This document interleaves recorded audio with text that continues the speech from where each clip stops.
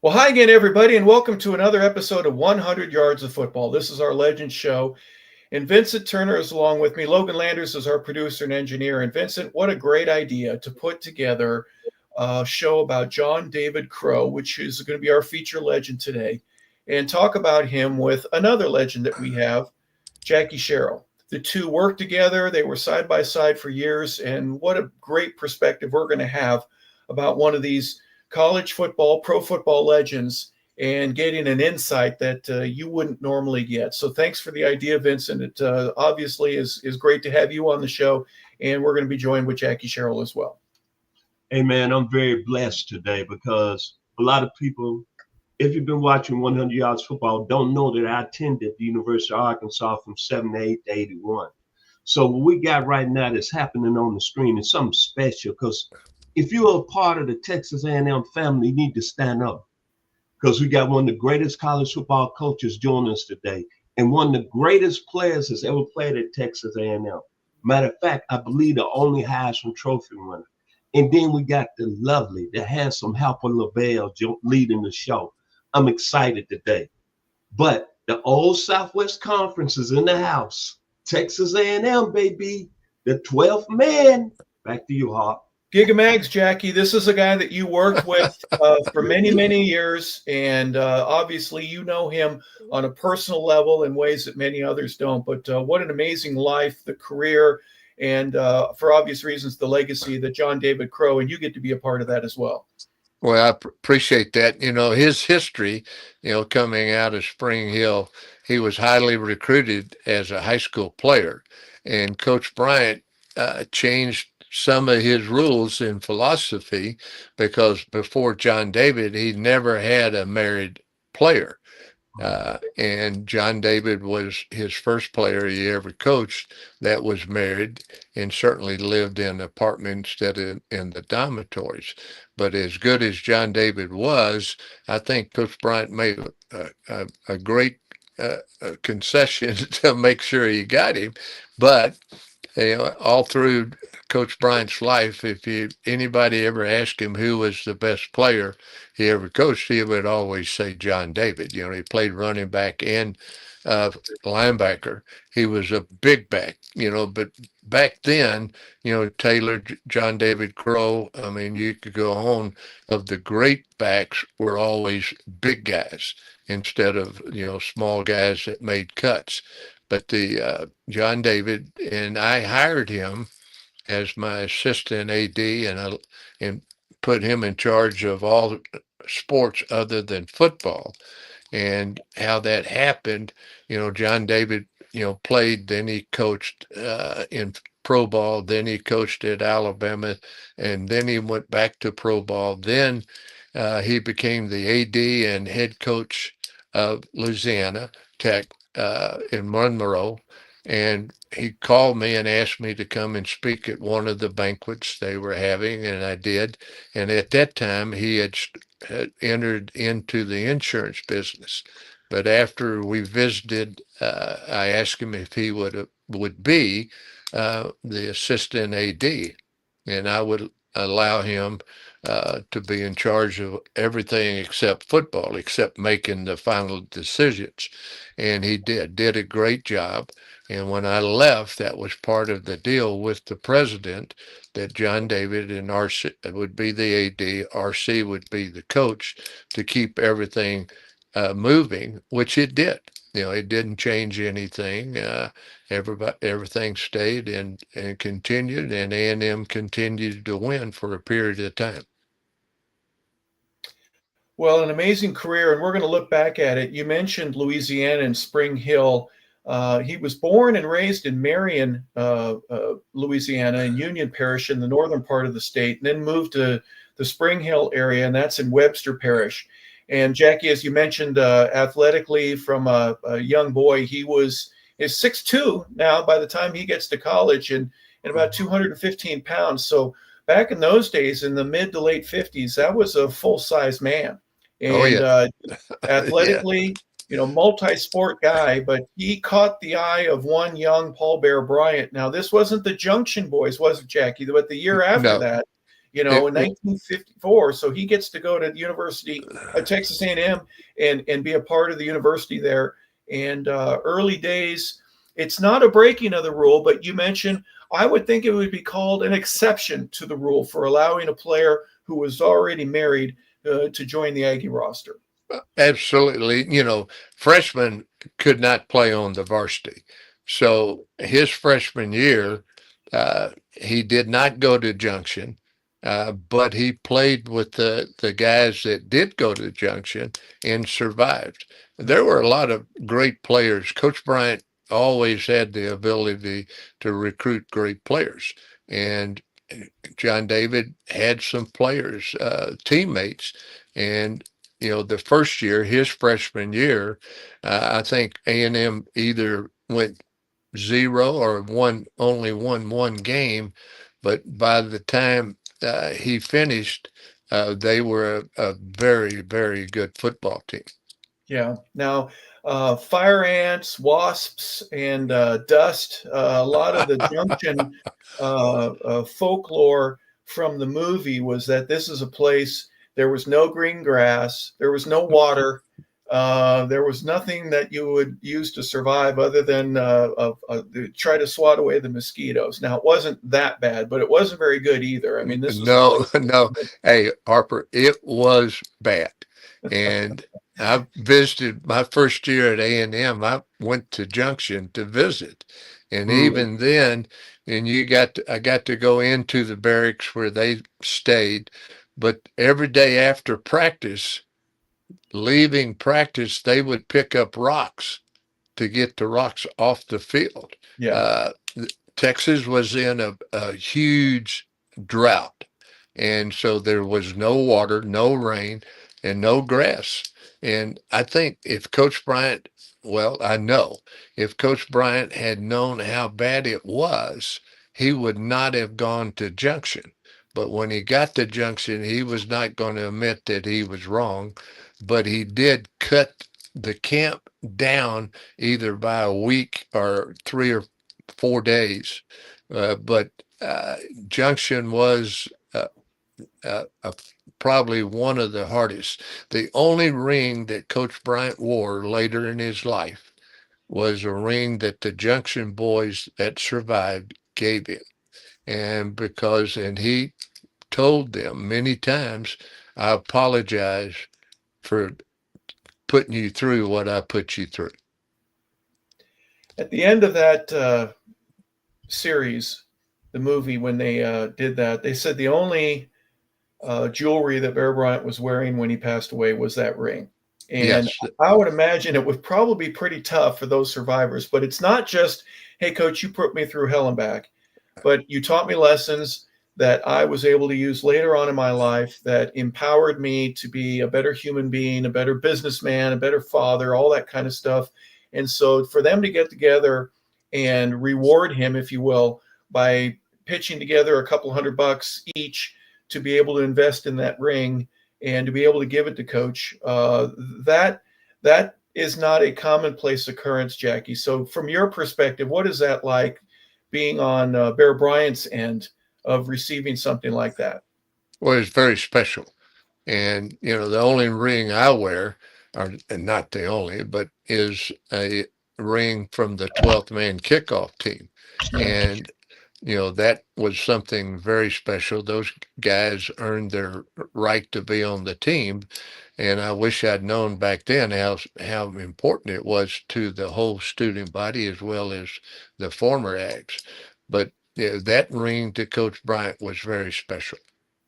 Absolutely. Now, Vincent, the Junction experience, even though um, John David wasn't a part of that specifically, the guys that came out of there obviously had a very interesting character and something to hold them together. But John David, his talent, it didn't take him long to get on the field and start proving himself with rushing touchdowns and being able to block and make the offense there with the Aggies work.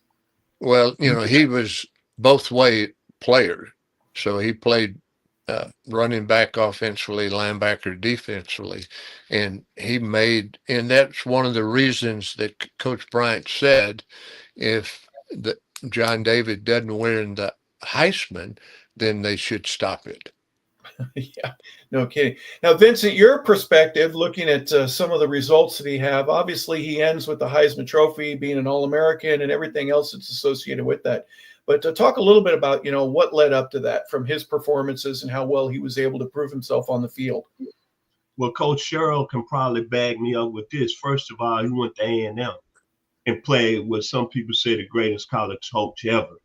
Then looking at him not going to Junction his freshman year, what really stuck out to me was that his first year, sophomore year, they didn't have no success, but they went on his junior year. I believe they won the Southwest Conference Championship, and then they almost went undefeated his senior year. But the one thing I take from that Junction experience, look at the players that John David Crow was able to look up to and played with. Charlie Kruger, very successful with the 49ers. Bobby Joe Conrad, excellent wide receiver with the Cardinals in the football. Robbie Osborne, one of the best quarterbacks back during the 50s during that time at A&M. And Jack Pardee, the run and shoot, baby, University of Houston and the Houston Oilers. And then, of course, Gene Stallings. When you think about Gene Stallings, you think about royalty. Top assistant under Tom Landry with the Dallas Cowboys and that national championship team he had with the University of Alabama. How could you not go wrong in being successful, Mr. John David Crow? Back to you, Mr. LaBelle. Well, from 55 through 57, Jackie, he ends up really making history there. 57, obviously, what a great year. He gets the Heisman Trophy, the UPI Player of the Year, the Southwest Conference Player of the Year, the Chick Haley Award, unanimous All-American, first team All-American in 56 and in 57. What else do you want from a guy that just carries the football and gets you into the end zone about every other time he carries it? Well, there's one thing. He was not the first pick in the draft, but he was the second pick and had a great career. Back then, for a running back to last 11 years in pro ball, that's a long time. He was the second player by the Chicago Cardinals. And the interesting thing about that is just after that first season, they end up moving to St. Louis. So the Chicago Cardinals, as an organization, was kind of struggling to find their home. New York had two teams, but Chicago had the ability. They still have two teams from a baseball perspective, but from a football one, they decided to leave, and they end up in 1960. They play their first year in St. Louis. But as you were saying just a moment ago, Jackie, you're right. A guy that, from a running back perspective, to play for 11 years and to be the guy that takes the beating like he did, had a great career in the National Football League and started off with a bang as well. Yes. And I think John David still has the longest run from the line of scrimmage with the Cardinals. I think it was like 87 yards. Well, he averaged 4.3 per carry over his career. He ended up with just under 5,000 yards. He had 38 rushing touchdowns and 35 receiving touchdowns. So here's a multi-faceted athlete. As big as he was, I'm sure he blocked on numerous occasions when he wasn't carrying the ball, but his ability to bruise and get the ball down the field and do so to be a dump-off guy, if a quarterback gets in trouble down the field, there's nobody open, I'm just going to dump it off to John David Crow and we'll get a first down out of it. Well, as you know, back then, the favorite route for any team, and certainly pro teams, was the tight end doing a curl, the flanker either doing a post or a curl or doing it out, and the running back to do a short 5-yard sideline and out of the backfield or flare him out of the backfield. So you'd get 3-on-2. And back then, if they were playing man, then they certainly probably focused on the flanker, but either the tight end flanker or the running back. And, today it's kind of like the H-back was coming in with Coryell, but today it's that wing receiver that does what most running backs did back then by running a player running a shallow or actually doing a curl over the middle of the field. Yeah, well, his ability, let me look at this. 994 yards from scrimmage. He had 666 rushing, 328 receiving, 7 touchdowns, and he gets to the Pro Bowl his first year, 1959. He started with a bang. In 60, he also ends up going to the Pro Bowl. This is a guy that just from the time he shows up in training camp, there was something different about him. The way he was tougher than most guys, the way that he was able to be athletic and get the ball down the field. And Vincent, obviously, from a touchdown perspective, he didn't break records, but he was certainly impressive enough to capture the eye of many of the reporters. And obviously, more importantly than that, the players that he went against. What I like most of all, when he got traded from the Cardinals and he went to the 49ers, especially that 65 season playing with John Brodie, Howard Mudd, Ken Woolard, Dave Wilcox, Jimmy Johnson, Kermit Alexander. That's when I think, and it was kind of in his career that his game really went to another level. Yeah, those last 2 years, he played in 14, started 14 games, 1967 at 479 yards, and then gets hurt in 68. And he only had 4 rushing attempts, 31 receptions. He was mostly receiver or a slot guy. And Jackie, his versatility obviously proved himself. Didn't have the greatest yard per carry that you ever see. He didn't have the greatest reception per catch that you would see, but certainly a contributor and a guy that you got to keep in the lineup. Oh, yes. His toughness, but, he was able to do all block, catch, run, as well as, he could play defense. And back then, I think he did play a little defense. Yeah, a little bit. And go ahead. I'm sorry, Jackie. And I think they used him as a tight end at some times. Well, yeah, he had the size to do all that kind of stuff. I mean, again, the versatility, like I said, and I don't think they swapped lineups like they do now. Every other play, there's a different group of guys that go in. You're going to have 4 wide receivers, then you're going to have 2. You're going to only have 1 on another one. You're going to go double tights. You're going to triple tights. You're going to have 2 backs, 1 back. It's very specific nowadays in terms of the personnel and how you want to get a significant advantage over the defensive lineup. But let's talk a little bit when his career is over. I think, Jackie, it's fair to say that John David Crow kind of knew that he wanted to stay in the game. And even though he wasn't going to be playing any longer, from an athletic perspective, athletic director, from a coaching perspective, almost immediately he gets right back with his feet on the ground. He goes to Northeast Louisiana, which is now the UL Monroe, and begins his professional portion of football, especially at the NCAA level, which really made a big difference, in my opinion, with what am I going to do with the rest of my life? Is there any truth to that portion of the statement? Yeah, after he played, he started coaching, and then ended up with coaching with Alabama for Coach Bryant. And then he went to Pro Bowl a couple of places, and then he went to UL Monroe and coached, was the AD and head coach. Then he went into the insurance business. He asked me to come over and speak at a banquet, which I did. We had a great visit. Then I asked him, I said, would you like to be assistant AD? And he said, yes, without any hesitation. And so John David became my assistant AD and in charge of all sports other than football. And of course, not making the final decision, but he did a great job. And he certainly moved his way up in that realm. And when I left, he was the AD, and certainly in the circles in the country, he was well thought of and certainly did a great job at A&M. It's interesting you bring that up.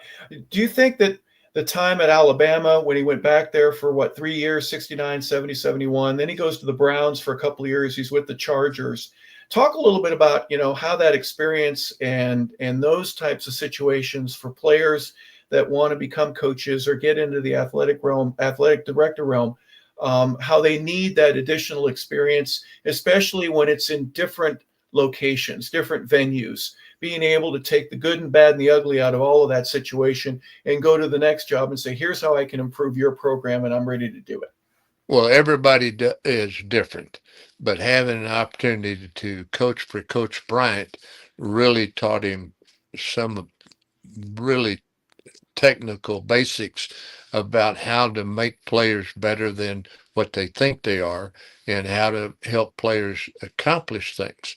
In going to pro ball, it certainly helped him in a lot of different organization sides. And so when he became the AD and head coach at UL Monroe, uh, he certainly had the education and was around great teachers, and he took whatever was taught from the two pro teams and out Alabama, uh, how he became a head coach and how was the AD. Jackie, I have to ask you a question. Vincent, please forgive me. I would imagine there was probably a time or two when the pressure was off and there was no meeting that you needed to go to, and you two are sitting around, and at one point or another, because I remember the story that you told me, well, told all of us about when Coach Bryant comes and visits you in the dorm room and says, "Hey, I need to know if you're going to be ready to play tight end for me. I need you to be ready." Well, yeah, Coach, I'm going to be ready. Did you guys ever talk about some of the things that Bear would do where you thought you were the only one in the world that he said that to, and then John David or some other player goes, "Yeah, he did that with me too." I mean, are there any types of instances where you go, "That old man, he was something else because he was such a great philosophical guy, he understood the psyche of the player and how to reach certain guys in different ways than he would others." Well, contrary to what, Coach Bryant's reputation was, he was a player's coach. Coach Bryant would take care of his players. And that's one thing that anybody that ever played for him understood that. If you talk to Namath, of course, Stabler's gone, but Stabler, which he suspended both of those players off of his team. But he taught me one thing, you discipline players, but you do not get rid of a great player. You It doesn't mean that they don't have to do the same thing everybody else does, but you don't get rid of them. And John David was probably, like he's always said, Coach Bryant, that he was the best player he ever coached, which meant that he had a lot more things to him. And I'm not saying that I recognized those, but I'm sure I did because I hired him. And I allowed John David to handle all the other sports, and he did a great job. So when he became the AD, he had a lot of experience that an AD has to be successful, and he kept A&M very successful in all sports. Well, he went on to say that my true love is Texas A&M, and for my desire for them to win at everything they do is genuine and real. And Alabama was a close second, of course. So obviously his time as a coach there with Bear Bryant, but as a player at A&M, and then understanding what Alabama was all about, and being able to put those two pieces together, obviously was a fantastic influence on him, wasn't it? Yes, no question. Well, anybody that ever played for Coach Bryant had part of Coach Bryant the rest of their life. Now, 76 is when he was inducted into the College Hall of Fame. You weren't a part of then. You were still at Pitt, or no, Washington State at 76, if I'm not mistaken. But for obvious reasons, the writers and everybody in the NCAA recognized his true talents and was able to acknowledge that. Did he ever walk around, say, "Hey, you better take out the trash, Jackie, because I'm in the College Football Hall of Fame right now. I'm Mr. Big Shot."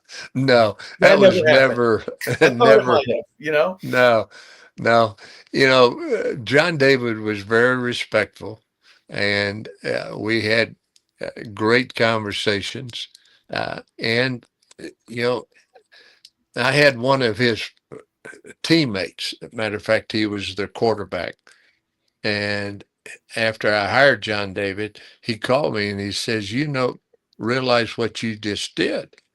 And I've said, well, I may not be the smartest, but I don't think I'm the dumbest either. I said, I hired John David to do things I can't do time wise. And I said, I also hired him to do things I don't want to do. Uh, but it turned out to be a good combination. What were some of the attributes that he had? I'm sure, obviously, with the Heisman Trophy and the Hall of Fame and everything that was associated with that, he's a figurehead, right? He's a guy that attracts other people just from the mere presence of who he is. But what type of leadership abilities were things and characteristics that you noticed that you go, man, I'm glad he's on my side? Well, he was not hesitating any decision he ever made. And he gave you a quick decision, and that decision doesn't mean he wasn't thought out, but he gave you a quick decision, and he was able to relate to all the other head coaches, men and women, very well. And he he was able to evaluate, the coaches. I let him, we hired a basketball coach, which, he was the biggest part of it, of evaluating the coaches out there and then bringing the female basketball coach in. Interesting. Well, um, 93, he started slowing down a little bit, and he resigned from his position as the athletic director, but he stayed on until about 2001. So another 7 or 8 years in helping with fundraising and, maybe part of the recruiting process. It's always nice to have the guy that won the Heisman Trophy that's just down the hall that you can bring in a recruit to shake hands with and do all that. So his value there was important until the turn of the century. And we ended up losing him in 2015. He died in the hospice there in Bryan, Texas, which is where we've had many conversations with you.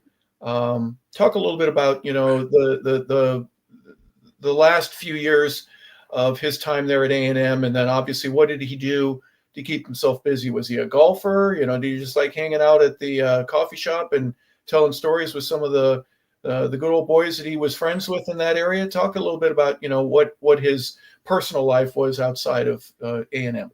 Well, he loved golf. So he did spend times on the golf course, but he also spent a lot of time helping A&M, certainly as the ambassador, to make A&M bigger than and better, each year. John David ended his career at A&M, the place that he actually started his career in college football, and he ended his career on his terms, ended his career with a lot of people, and he had a lot of good will that he gave to A&M, and he helped A&M a bunch. Was he or you part of the expansion of Kyle Field and some of the numerous expansions that they've had in terms of making it a little bit bigger and adding to the capacity? No, but the plans were started years ago. Okay. And so, but there were quite a few things that, they built a new track, they built a new baseball field or enlarged it.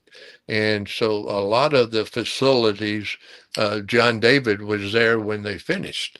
But the planning of the new stadium had been in the works for a long time. Yeah, it's not an easy problem. I'm just, saying over the years that he was there, I'm sure there were some conversations at times about what are we going to do and how are we going to keep up with the Joneses, so to speak, and with the rest of what Texas or Baylor back in those days. Obviously, you throw in Arkansas and Pig Suey for you, Vincent. Appreciate your patience there. But Vincent, your final thoughts here about John David Crow and his significance to the NCAA. Well, I'm going to say this. When you look at the mid-'80s, when Coach Sherrill was there as a head coach, and then he hired Mr. John David Crow, that was probably one of the most successful times on the football field that A&M had. And the reason I say that, think about all the great players that Mr. Sherrill and Mr. John David Crow were able to put together on that football team, from Ray Childers, Billy Canton Jr., Kevin Murray, Thomas Sanders, Johnny Harlan, John Roper, Aaron Wallace, Richmond Whale. And I think about doing that time with Mr. Sherrill and Mr. Crow working together. They had 2 big Cotton Bowl victories. They defeated War Eagle, I believe, 36-16. And then they ruined Tim Brown's homecoming when he came back to Dallas back in 87, when they destroyed Notre Dame 35-10. And what I remember most about that game, to the 12th man and Coach Sherrill, Bucky Richardson became the star that day. Those are my final words. And back to you, Mr. LaBelle. Well, Jackie, we got you to laugh a little bit there and ruining Tim Brown's homecoming there at the Cotton Bowl. Yes, we did. You know, he got very upset that somebody took his towel, and you know, it didn't end well for Tim Brown. He had a bad day. Yes. Yeah. He was able to turn it around, though. I mean, it went okay for him afterwards. We have to admit that Tim had an amazing career. Well, Jackie, your final thoughts about John David Crow as we honor him here today, and just a great football life, and a guy that was so much of a part of the NCAA and professional football, but then what his contributions were able to be in terms of after I'm done, how do I give back and make some of the places that I've been involved with better? Well, the best thing about John David was his wife, and I can say the best thing about Coach Bryant was his wife. The best thing about Coach Stallings was his wife. You know, we can go on, and you can go to Tom Landry, or you can go to an awful lot of the great football coaches, and they had that one person behind them that helped them immensely. And I know that Coach Bryant, I know that John David Crow's wife, how much she actually helped him in his career and certainly later in life. But, you know, John David was and still is a treasure of Texas A&M, and he still is a treasure in the state of Louisiana. Yeah, Carolyn Gilliam, the former Karen Gilliam, they met when they were high school sweethearts. They ended up getting married. They had 2 daughters, Annalise and Janine. They have 7 grandchildren, a nice family, and obviously for all the reasons that I mentioned earlier, as a player in the high school, collegiate, professional ranks, as a coach, as an athletic director, John David Crow, at the age of 79, when he passed away on June 17th, 2015, had lived a very full life, and one that was out to make others better. And he was certainly able to accomplish that. So we want to salute him for all the things that he did. John David Crow Sr.